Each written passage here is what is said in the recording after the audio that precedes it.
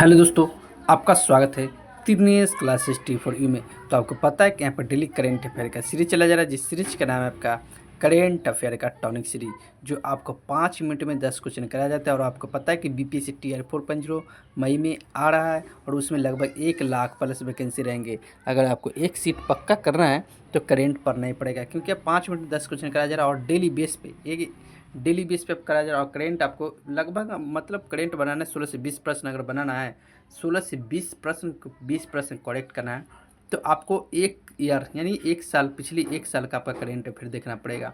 तो यही एक अच्छा है कि डेली बेस पे आप करेंट अफेयर देखते जाओ, निश्चित रूप से आपको फायदा होगा। तो चलिए स्टार्ट करते हैं सेशन का पहला यानी कि डेली करेंट अफेयर 27 मार्च 2025 की जितने भी करेंट अफेयर बनते हैं उसको देखते हैं। तो चलिए सेशन का स्टार्ट करते हैं और सेशन का पहला प्रश्न होगा जो आपके स्क्रीन पर दिख रहा है। प्रश्न है, हाल ही में सर्रा जाफरानी को किस देश का प्रधानमंत्री नियुक्त किया गया है? ये बहुत ही महत्वपूर्ण, जब किसी देश का न्यू प्रधानमंत्री की कोई नया राष्ट्रपति बनते हैं तो बहुत ही महत्वपूर्ण प्रश्न हो जाते हैं। तो सर्रा जफरानी का जो संबंध है ये ट्यूनीशिया देश के प्रधानमंत्री हाल ही में बन गए हैं।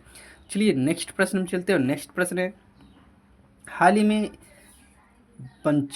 ही में 92 बिलियन डॉलर मूल्य के दुनिया के सबसे बड़े सफ़ेद हाइड्रोजन भंडार की खोज कहाँ हुई है? तो इसका खोज जो आपका कहाँ हुआ है, तो फ्रांस में हुआ है। कहाँ? फ्रांस। चलिए फ्रांस हुआ है। अब फ्रांस की राजधानी की बात की क्या जाएगा? पेरिस हो जाएगा।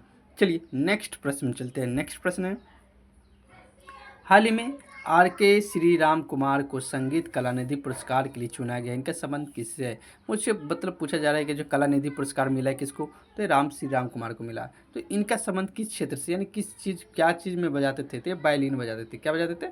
वायलिन, जो आपको ऑप्शन नंबर सी में दिख रहा है। तो चलिए नेक्स्ट प्रश्न में चलते हैं। नेक्स्ट प्रश्न है जो आपको स्क्रीन पर दिख रहा है। प्रश्न है, हाल ही में विश्व क्षय रोग दिवस 2025 कब मनाया गया है? बहुत ही महत्वपूर्ण प्रश्न है, आप इनको स्टार लगा लो, ये छपेगा तो छपेगा। 24 मार्च को मनाया जाता है। कब? 24 मार्च। तो आपका option number D is the correct answer हो जाएंगे। तो चलिए नेक्स्ट प्रश्न में चलते हैं। नेक्स्ट प्रश्न जो आपके स्क्रीन पर दिख रहा प्रश्न है, हाल में किस राज्य के मल्लम पुज्जा बांध के पास 110 से ज़्यादा मेगालिथिक संरचनाओं की खोज हुई है? तो ये जो हुआ है आपका कहाँ? केरल राज्य में हुआ। क्या? केरल राज्य, जो आपको ऑप्शन नंबर ए में दिख रहा है। चलिए नेक्स्ट प्रश्न में चलते हो। नेक्स्ट प्रश्न है, भाषाई आधार पर राज्यों की स्थापना का मार्ग प्रशस्त करने वाले पोट्टी श्री राम लुल्लू की 58 फीट की प्रतिमा कहाँ स्थापित होगी? आपको पता है कि पूर्ण राज्य जो भाषा के आधार पर जो राज्य बनाया जा रहा था उस पर जो श्री राम लुल्लू थे, क्या श्री राम लुल्लू, जो उनको 58 दिन की अनशन करने के कारण क्या उनकी मृत्यु हो गई थी। तो उन्हीं के क्या कर रहा है, उनकी स्मारक बनाया जा रहा है, जो 58 दिन पर मृत्यु हुआ था, तो 58 फीट की मूर्ति बनाया जा रहा है। तो ये कहाँ बनाया जा रहा है? तो अमरावती में। कहाँ? अमरावती, जो आपको ऑप्शन नंबर कहाँ दिख रहा है? सी में दिख रहा है। तो option number see the correct answer हो जाएंगे। चलिए नेक्स्ट प्रश्न में चलते हैं। प्रश्न है, हाल ही में एफेडा ने किस राज्य से सिंगापुर को एथुरियम फूलों का पहला ऐतिहासिक निर्यात किया है?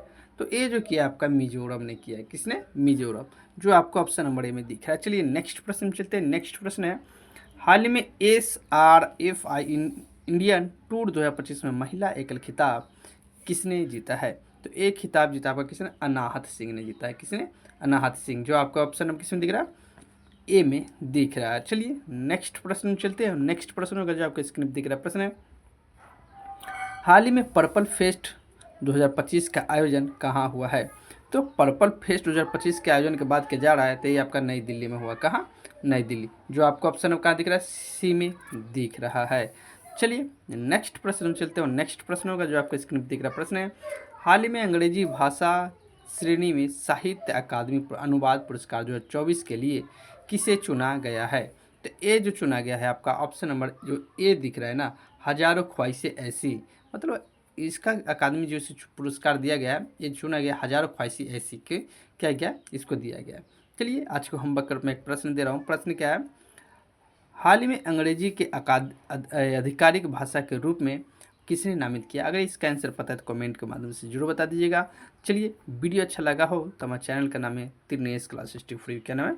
तिरनेस क्लासेस टिप फॉर यू।